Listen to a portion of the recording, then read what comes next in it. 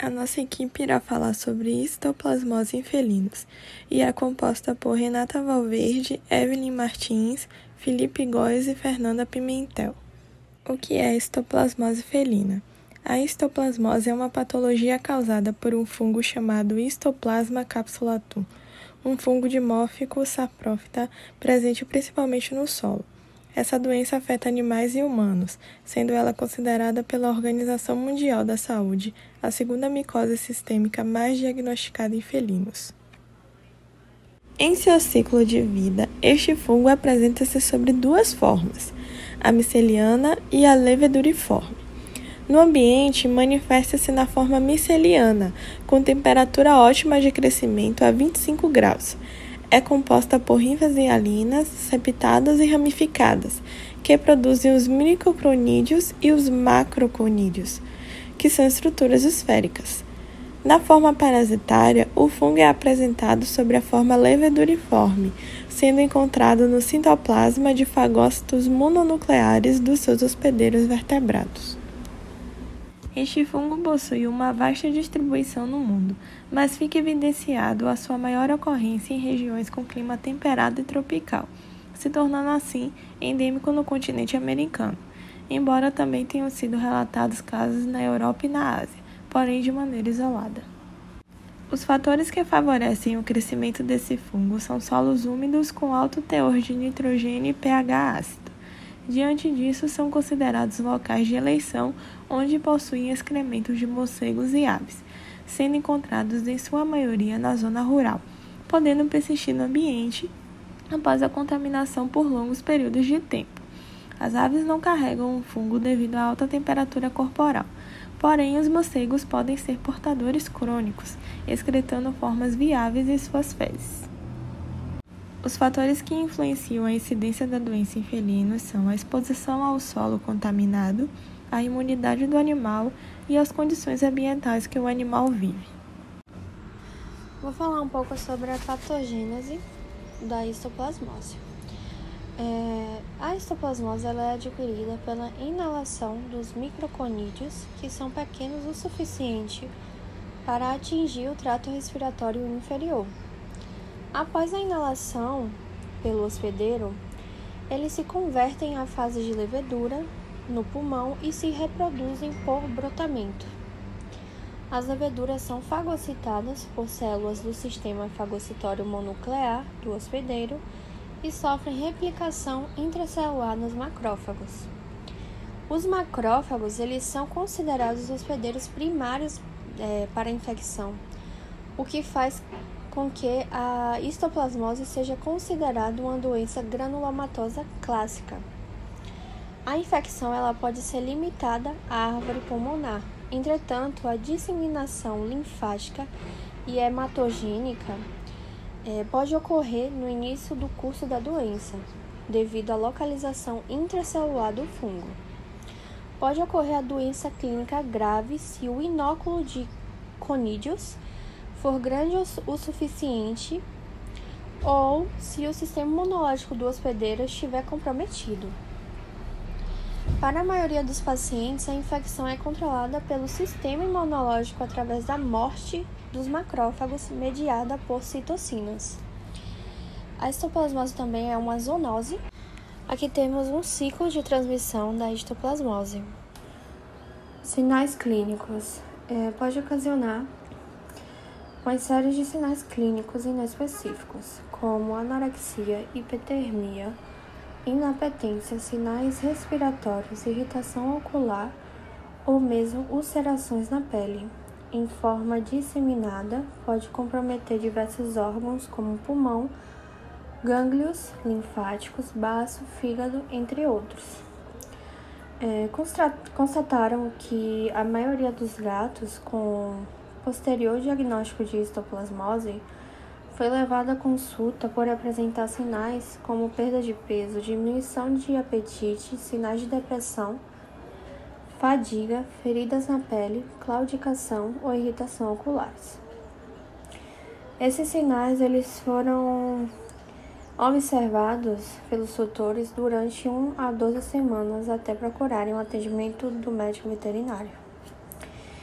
A A histoplasmose disseminada foi a forma mais comum da doença, representando aproximadamente 68% dos casos, seguida pelas formas pulmonar e intestinal, sendo esta última considerada rara.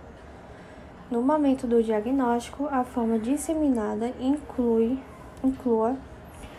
o envolvimento dos pulmões, nódulos linfáticos, fígado, baço, rim, glândulas adrenais, olhos, medula óssea e trato gastrointestinal. O envolvimento do pulmão é evidenciado por dispneia, taquipneia ou sons pulmonares anormais. É visto em menos de 50% dos gatos com histoplasmose, e a tosse é um sinal pouco frequente. Pode-se encontrar a hepatomegalia, a esplenomegalia ou a linfadenopatia. Em gatos com envolvimento hepático, a icterícia pode estar presente. A lesão ocular ela pode resultar em uma pigmentação anormal da retina, um edema da retina, uma uveíte, uma panoftalmite ou neurite óptica. A histoplasmose ela é considerada a segunda causa mais comum de infecções micóticas sistemas em gato, acometendo em sua maioria animais de idade inferior a 4 anos. Diversos estudos realizados não encontraram a disposição sexual ou racial. Não há relação também entre a infecção pelo vírus da imunodeficiência felina, que é a FIV, e da leucemia felina, que é a FeLV.